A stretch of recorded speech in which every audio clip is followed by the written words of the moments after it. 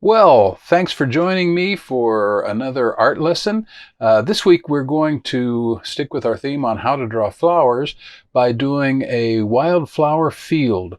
Now, I'm working in Art Rage and I'm using its chalk feature, and it actually is very close to what I would work with when I'm working with lecturer's chalk or pastels.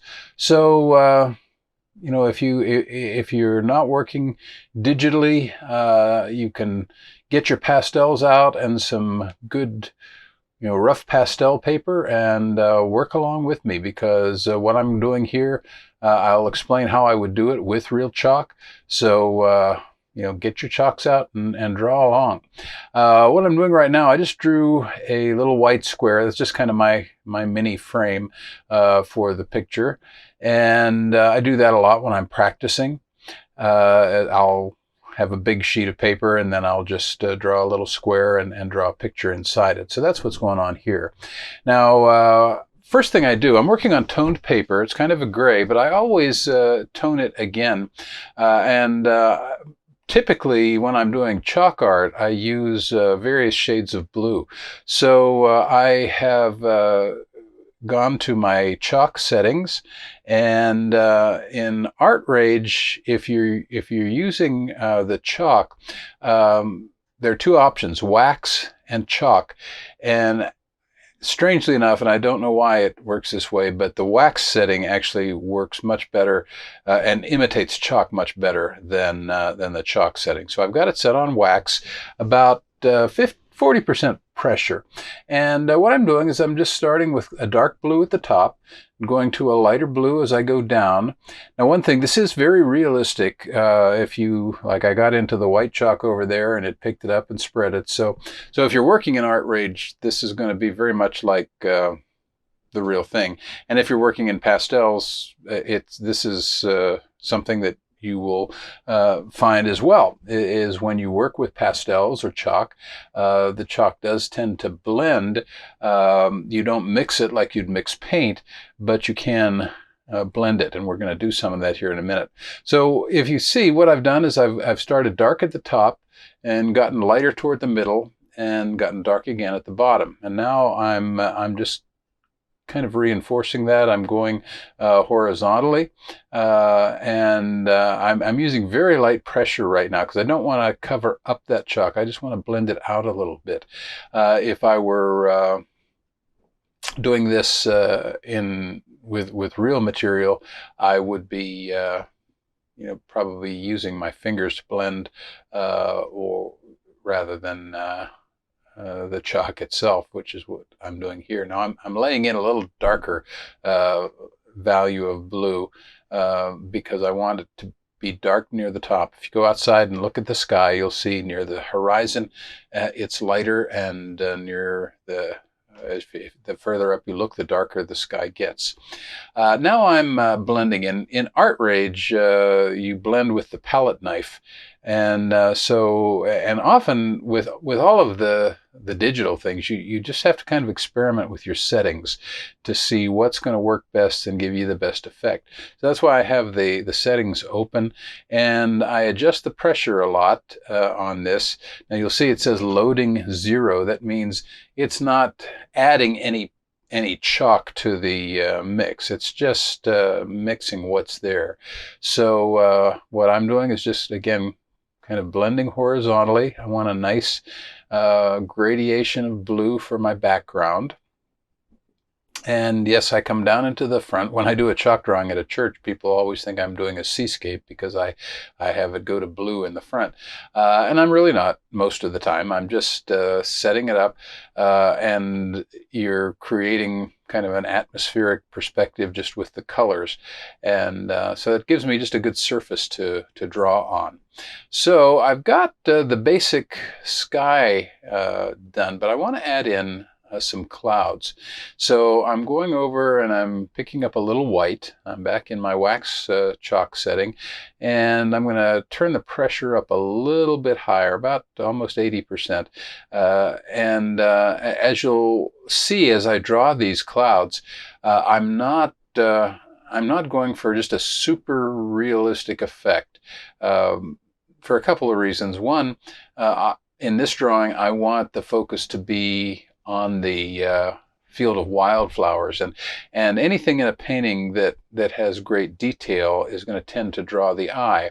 And so what I want to do, though, is I want to have a hint of clouds up in the sky, just to give it that cloudy sky feel. So I've put in a little bit of white, and I've varied the pressure as I've put it on. Some it's really strong white, others you can see more of the blue kind of mixing through. And now I'm back in my palette knife setting and adjusting the size and the pressure to find just the right mix to shape these a little bit. And one thing you want to avoid when you're drawing clouds is you don't go for the cotton ball effect. That's a mistake a lot of times beginning artists make. They'll draw a lot of puffy looking cotton balls up in the sky. What we want to do is get the feel for something that is not solid. It's shaped by the temperature in the air, the humidity in the air, often the wind. A lot of things affect how a cloud looks and is shaped. So what I'm doing right now is just going in and kind of scumbling around, mixing it up. I'm going to come back in and blend in a little bit to just soften all of that. But I'm just trying to create a feeling of irregularity. So I'm going to change. I'm lightening the pressure now and just going over it again to, again, soften it a little bit. Just give the feel of just some distant clouds up in the sky. Not looking for just a ton of detail up there. Okay, so now we're going to move in, and I'm going to just draw a couple lines for my distant hills. We're going to have two hills, one in the back and the one in the front overlapping. Now, if I wanted to create several hills and sort of the feel of different hills, coming toward you as a viewer, then what I would do is I would create multiple lines. I would come down again with another line like this and another line like that and just work toward you. But I'm going to just go with two hills, one distant and one closer up, for this particular picture. So I'm working with a dark green. Again, the pressure is pretty light, and I've gone up to 100% size. So if you're working with real pastels, you should have a dark green. Don't press real hard when you draw this part. Let some of the paper behind show through. Let some of the blue chalk that you've laid down blend through. One thing with pastels is if you get too much down, then it becomes harder and harder to blend and get detail, because the pastel gets so thick that it's hard to draw on top of it. So if you're working with the real thing, go with kind of an easy pressure. Now what I've done is I've chosen kind of a light bluish green, almost a teal, and I'm drawing in some distant trees. Again, working in this kind of format, you don't need great detail. I don't need every tree to look, I don't need to see all the trunks and all the branches and all that for distant trees. What I need is some tree shapes back in the background, and they don't have to be particularly detailed. And the color needs to be on the bluish side and a lighter value, and that's because of atmospheric perspective. The further away something gets, the more atmosphere it has to pass through, and it gets more of a bluish tinge to it. And so we want to create that feel of distant trees with this. And I'm not going to do much with that distant hill or with the trees beyond just laying in these basic shapes. That's going to pretty much fade into the background because I want the attention to be on this hill that's in the middle ground and then ultimately a patch of flowers in the foreground. Now we are going to add some trees on the closer up hill. I've started out with an olive green, and it actually was a color that I'm going to come back in and change, but I want to leave it in and let you see what I'm doing because, one, I want you to see the shapes again. These are closer up trees, but I'm still, I don't have the need to draw every single detail of the trees. I'm just coming in. I've got my chalk set at about 35%, and I'm just drawing some tree shapes, just very general.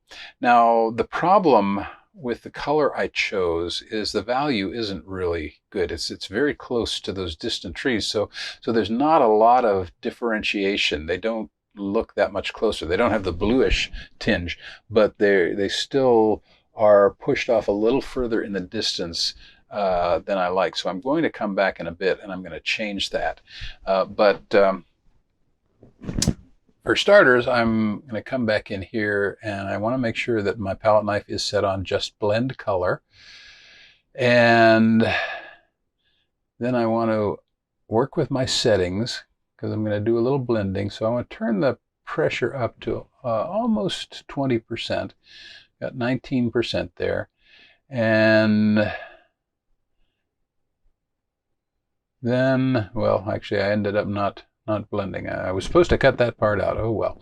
So now I've gone on to adding that darker green color, and what I'm doing now is just going back over those trees to darken the value. I didn't like that olive green tone. It pushed the trees too far back, so I want to bring them up a little closer, and so I'm just coming in again. The chalk is set at about 35%. If you're drawing this with regular chalk or pastels, then you want to, you can't obviously set to 50 or 35%, but you're going to use more of the end of the chalk than the side of it. When I'm drawing the bigger flat shapes, then I use the side of it, stick of chalk. But here, you're going to work more from the end. Now I'm coming in and I'm going to bring that same dark green down into the close-up hill. It's going to separate it more from the hill in the back. And then I'm going to just add that. And again, if as you watch, you'll notice that I'm not covering everything up. I'm letting some of the back of the paper sparkle through. I'm not using heavy pressure. I've got it set at about 44% pressure, and hardness is even less than that. So what I want to do is I want to just get a nice partial covering, letting some of the back paper, some of that blue shine through, and then just go over that. And I'm going to tweak the hardness a little bit. So if you were working with regular chalk, I'd be pressing harder.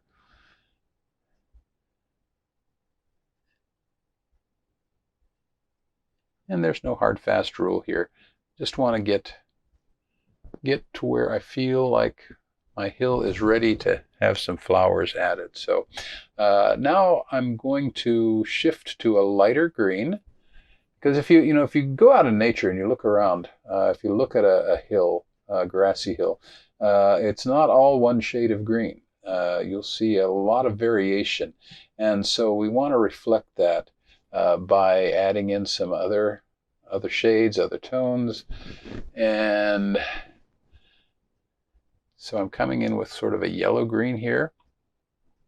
When I'm doing chalk drawings, I use a lot of yellow green. I use a lot of blue too, but we're going to come in and I'm going to shrink it down a little bit, and I'm going to go up into those distant trees, and I'm just going to add a little bit of that same yellow green. because again, if you look at trees, if you're driving out in the country and you see a bank of trees off in the distance, you'll see more than one shade of green. And I could actually spend a lot more time on these trees and add in some darker values in some of those gaps to give them even more definition. But today I'm just going to add a little highlighting in to kind of give them more of a shape so they're not quite so flat. Again, I'm not doing anything with the far distant trees or the far distant hill. Just going to hit these ones with a little bit of yellow green to bring them forward a little bit.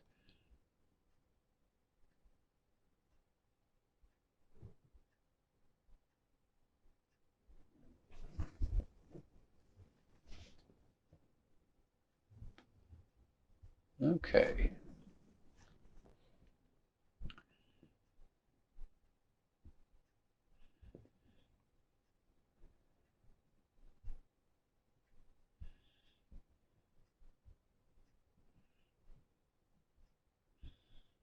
And I'm going to come back in. And now it's about time to start adding a little bit more color. So I'm coming down. I'm going to start with a little orange.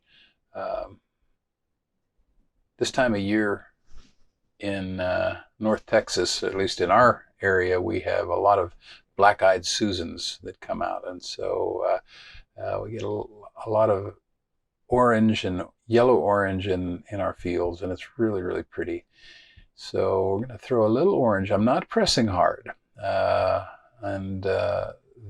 got the chalk setting, the hardness is very low, and pressure is a little heavier, but I'm not pushing hard on the chalk with my stylus. And so if I were drawing this with regular chalk, again, I would be applying very little pressure, just laying in some of that color. And we're going to come back and get a little yellow now and do the same thing. I'm going to just add a little bit of yellow into this mix. I'm not covering everywhere, because in a field of wildflowers you're going to find a variety of color, and it's going to be scattered in different places. Wildflowers aren't because they're not cultivated like maybe tulip fields where everything is sharp and defined. Wildflowers are just kind of sprinkled in on a field. So we want to get that feel, add a little bit more yellow. And I'm just, as I draw, I'm just going back over some of the places to add, again, some of this color, mix some of the color in.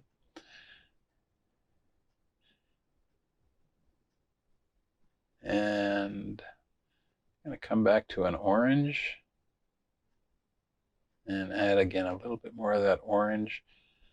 And sometimes, like here, I end up getting too much down, and that's harder to deal with if you're dealing with real media. But in digital, I can just kind of come in and blend it and work over it without too much in the way of a problem. So I'm going to come in a little heavier to soften that orange out by adding some yellow to it.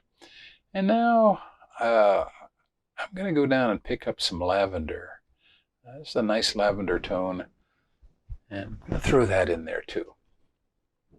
Okay, so we have a little bit of variety, kind of a cool color. Now here in Texas we have bluebonnets, which are very, very pretty, and maybe one of these times I'll do a field of bluebonnets, but I'm going to stick just with the lavender this time. We do have some blue showing through the paper near the bottom, but not really intending that blue to be flowers so much. And just for fun, I'm going to throw a little bit of red in. And again, just kind of scatter it. Now I'm not getting real intense near the front, and that's because I'm going to come in and I'm going to add some individual flowers. Now this is tricky either way. Again, because of the kind of picture I'm drawing, I don't want to put a lot of detail in these because again, we're kind of seeing this as if we were maybe out on the road and we're seeing that hill at a distance. So you're not going to see every single flower, but we do want to bring them a little bit closer to us and give the feel of more than one, as opposed to just a smattering of color like we have further back. So I'm coming in. I've reduced the size of my my chalk brush to about 30-ish%,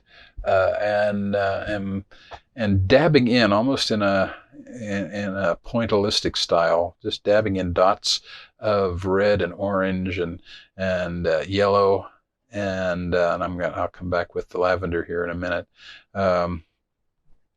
Just to get a feel of maybe a close-up bunch of flowers that are near maybe the edge of the road where we're standing. So we're seeing more definition than off in the distance, but we are at least, we're not getting every single detail, not in the sense of like when I do a rose picture or something where I paint every petal individually. Okay, we'll come back and get a little bit more yellow. Come up here and just kind of fill in this foreground. And I made a little mistake there, but in a case like that, I'm just going to turn that all into a bunch of flowers. Throw a few over here on the side.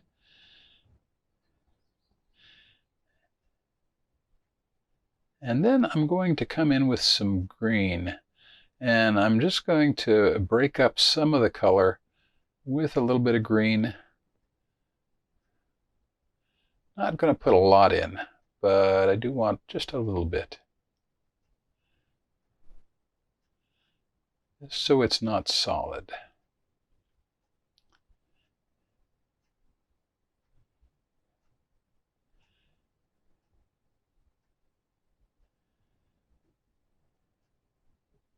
And that's our quick sketch for a field of wildflowers. It's not difficult to do. If you're working again with pastel, just use pastel paper, tone it with a little bit of blue, dark at the top, light in the middle, dark at the bottom, and then throw in some clouds and a couple of hills. And again, you always want to sign your work, so I'm going to do that. That's one area where I am going to do a little digital magic. I'm going to add a layer, and I can make my signature real big. I would not do this on a real painting or a physical painting. I couldn't do it on a physical painting, but on a digital painting, I can make my signature real big, and then I just shrink it down and put it where I want it. I don't want it to just dominate the picture, but I want it there. And check mark says I'm happy with that. And that's our wildflower field. I'll be back with a new tutorial next week. And until then, why don't you try this one either digitally with Art Rage or with real chalk or pastel. Have some fun and enjoy the process, and I'll see you in next week's video. Thanks. I'm Jim Pence with See the Light.